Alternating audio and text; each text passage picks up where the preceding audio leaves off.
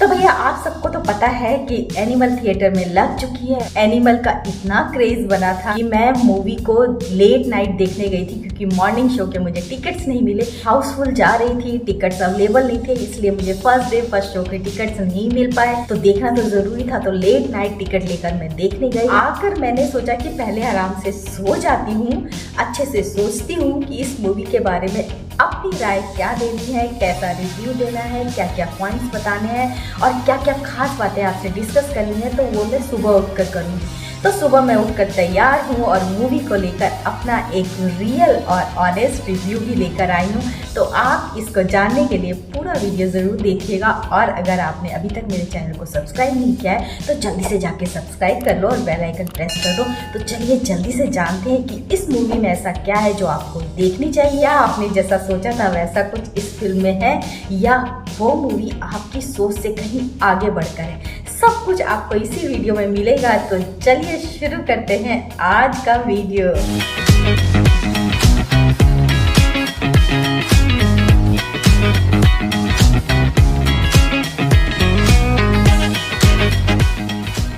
देखिए late night है लेकिन हाउसफुल जा रहा है और मुझे यहाँ पर बच्चे भी देखने को मिल रहे हैं, जबकि 18+ के लिए ही है ये फिल्म। एनिमल खास तो होनी ही थी, क्योंकि जिस फिल्म को लिखने में 18 महीने से ज़्यादा का समय लगा है तो कुछ तो स्पेशल होगा। और शूट के लिए 100 दिन के आसपास लगे हैं और 4.5 महीने एडिटिंग को लिए गए, तो इसका मतलब कुछ तो स्पेशल होगा। कोई छोटी मोटी फिल्म लेकर नहीं आ रहे हैं संदीप, तो कुछ स्पेशल है। तो वो स्पेशल ये है कि एनिमल अगर आप देखने जा रहे हैं तो अपना दिमाग थोड़ा सा घर छोड़ कर जाएँ, क्योंकि उसमें दिमाग चलाने लायक कुछ भी नहीं है। सीन्स ऐसे हैं कि आप शायद सोच भी नहीं सकते कि ऐसे सीन्स किसी इंडियन सिनेमा में हो सकते हैं। अभी तक आपने साउथ की फिल्में देखी हैं, पुष्पा देखी है, KGF देखी है, वो सब तो इसके सामने बिल्कुल पानी भरती हुई सी लग रही हैं। और अगर हमारे कहते हैं हिंदी सिनेमा की बात करें तो कबीर सिंह भी इनकी ही फिल्म थी, जिसमें इन्होंने एक नया लेवल सेट किया था फिल्म का, एक लवर का। लेकिन एनिमल में वो एक बाप बेटे की स्टोरी लेकर आए हैं जो एक अलग ही इतिहास लिखता हुआ सा लग रही है। तो इस फिल्म में कुछ सीन्स ऐसे हैं जो आपको इमोशनल भी करेंगे, कुछ सीन्स ऐसे हैं जो आपके अंदर गुस्सा भी भरेंगे, और कुछ सीन्स ऐसे हैं जिसको देखकर आपको लगेगा कि यार कुछ खास नहीं है। तो इन्हीं सब पर चर्चा करेंगे, सीन बाय सीन मैं आपसे बात करूंगी। और सबसे यूनिक बात ये है, आजकल फेक चीज़ों का ज़माना है, जैसा कि आप न्यूज़ में देख भी रहे होंगे कि चेहरे की जगह दूसरा चेहरा लगाकर बदनाम करने की कोशिश हो या उसे डराने की कोशिश हो, ऐसी हरकतें की जा रही हैं। ये सब साइंस का कमाल है। इस फिल्म में ऐसी कोई हरकत नहीं है, आपको वाकई में डराया जाएगा, लेकिन फेक नहीं, रियल चीज़ों से। तो चलिए जानते हैं एनिमल में कौन है, एनिमल कौन है, सीधा साधा किसके लिए हमें ज़्यादा जागरूक बनाया गया और किसके बारे में गलत अफवाहें फैलाई गई कि अरे बाप रे इस फिल्म में ये होगा वो होगा, सब कुछ इसी वीडियो में। चलिए अब पॉइंट पर आते हैं। एनिमल सिर्फ नाम से ही नहीं, अपने काम से भी एनिमल है, यानी एक बीस्ट मोड क्या होता है वो इसमें दिखाया गया है रणवीर कपूर का। और एक सिंपल सी कहानी है, बाप बेटे की कहानी से शुरू होती है, जहाँ बेटा बाप से टाइम मांगता है और बाप के पास समय ही नहीं है बेटे को देने के लिए। इमोशनल चीज़ें हैं और सबसे ज़्यादा तालियां बजती हैं जब रणवीर कपूर बाइक पर आते हैं यंग एज में, तो बड़ी तेज़ हॉल में तालियां और सीटी बजती है। उनको देखकर यंग एज के संजय दत्त याद आते हैं, क्योंकि कुछ लुक वैसा ही दिखता है उनका। और जब रणबीर कपूर और रश्मिका मंदाना की मुलाकात का सीन है, जब वो किसी और से इंगेजमेंट कर रही होती हैं और वो धावा बोलकर इंगेजमेंट तोड़वा देते हैं, तो कबीर सिंह की याद आ गई। तो एनिमल में बहुत कुछ मिक्स है, लेकिन कहे कि एक प्रॉपर स्टोरी नहीं है तो ऐसा भी कहना गलत होगा। बाप बेटे की स्टोरी है, इमोशनल ड्रामा है, लेकिन साथ साथ उसमें इतना ज़्यादा खून खराबा, इतना वायलेंस दिखाया गया है, कुछ एडल्ट सीन भी हैं। इसी वजह से फिल्म को 18+ रखा गया है, ताकि बच्चे इन चीज़ों को न सीख पाएँ। रणबीर कपूर के अलग अलग रूप दिखाए गए हैं, जैसे एक बेटा चॉकलेटी बॉय वाली इमेज भी दिखाई गई है, एक पॉजिटिव भाई का कैरेक्टर भी दिखाया गया है। तो अलग अलग तरीके के रोल में उन्होंने बखूबी अपनी अभिनय कला दिखाई है। अगर बॉबी देओल की बात करें तो थोड़ा सा निराश करते हैं, क्योंकि बॉबी देओल का रोल थोड़ा सा और बड़ा हो सकता था, जितना कि ट्रेलर में या टीज़र में या फिर बीच बीच में जो न्यूज़ आती थी उसमें बताया गया था कि बॉबी देओल का रोल बहुत बड़ा है वो एक अच्छे विलन के रूप में उभर कर सामने आएंगे। यहाँ पर संदीप रेड्डी वंगा ने उनके साथ जस्टिस नहीं किया, रोल भी बहुत छोटा था, उसमें भी उनके डायलॉग्स नहीं थे क्योंकि वो इसमें गूंगे बने हैं और साथ ही साथ एंड में उन्हें मार भी दिया जाता है, तो इसके सेकंड पार्ट में आने का ऑप्शन भी ख़त्म हो जाता है। तो थोड़ी सी निराशा हुई क्योंकि हम बॉबी देओल की एक्टिंग भी देखना चाहते थे। आश्रम में उन्होंने एज अ विलन बहुत अच्छा काम किया है, तो वही कुछ देखना चाह रहे थे पर ऐसा नहीं हुआ। तो यहाँ पर विलन की बात करें तो विलन दोनों ही थे, इसमें बॉबी देओल भी विलन थे और रणबीर कपूर भी विलन। इसमें ये कहना कि हीरो कौन है, तो रणबीर कपूर ने दोनों ही कैरेक्टर प्ले किए हैं, कहीं कहीं वो हीरो है, कहीं कहीं वो विलन है, लेकिन हीरो बनकर भी विलन का किरदार कैसे निभाया जाता है ये उन्होंने इस फिल्म में करके दिखाया और बहुत ही शानदार एक्टिंग की है।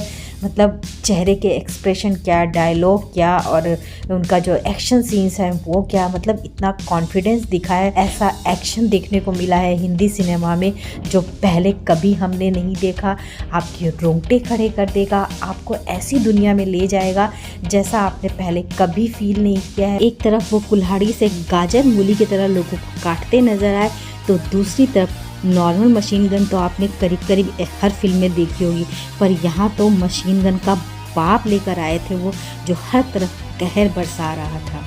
रश्मिका मंदाना जो कि इस फिल्म में फीमेल लीड रोल में है, उनका अभिनय थोड़ा सा कम देखने को मिला। डायलॉग्स भी उन्होंने ऐसे बोले कि आधे समझ में ही नहीं आ रहे थे, तो रोल थोड़ा सा कम था, लेकिन प्यार में जो पागलपन उन्होंने दिखाया तो कुछ कुछ कबीर सिंह की याद दिलाई उन्होंने।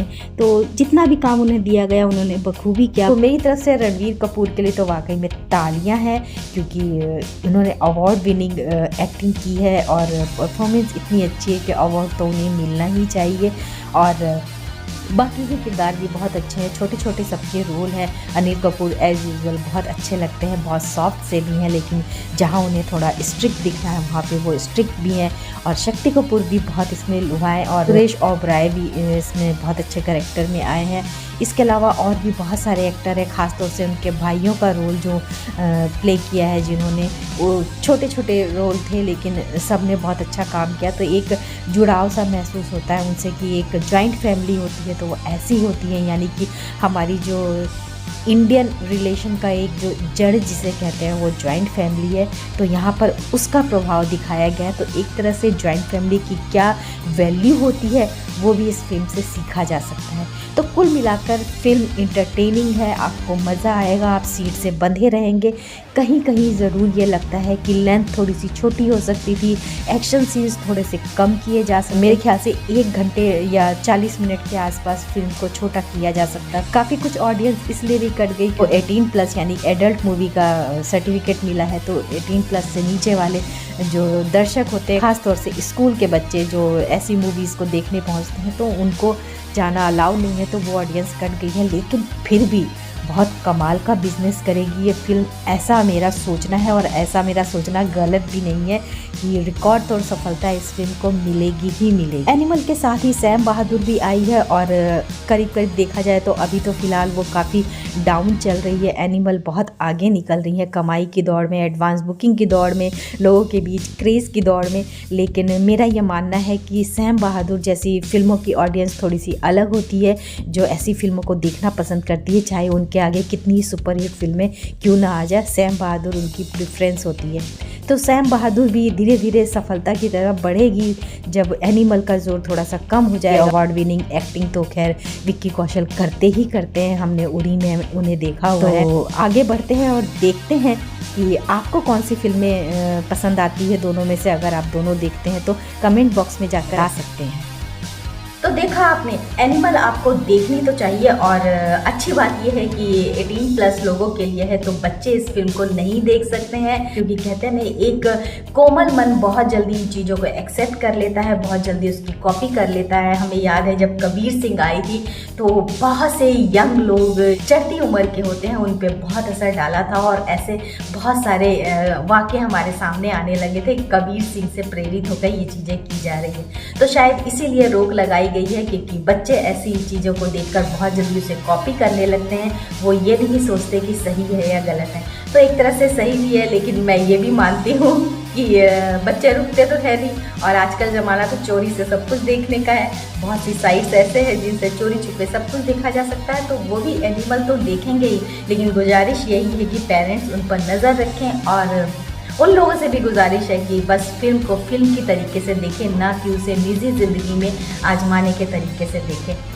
तो पूरी फिल्म मुझे अच्छी लगी। 3.5 घंटे लेंथ थोड़ी ज़्यादा थी। एक एडवाइस है, आप जल्दी से फिल्म ख़त्म होते ही उठने की कोशिश मत कीजिएगा, क्योंकि एंड में आपके लिए बहुत बड़ा सरप्राइज़ है। इसका एक सेकंड पार्ट भी आने वाला है बहुत जल्दी, जो कि एनिमल पार्क के नाम से आएगा, और इसके बारे में हिंट आपको मूवी के बिल्कुल एंड में मिलेगा।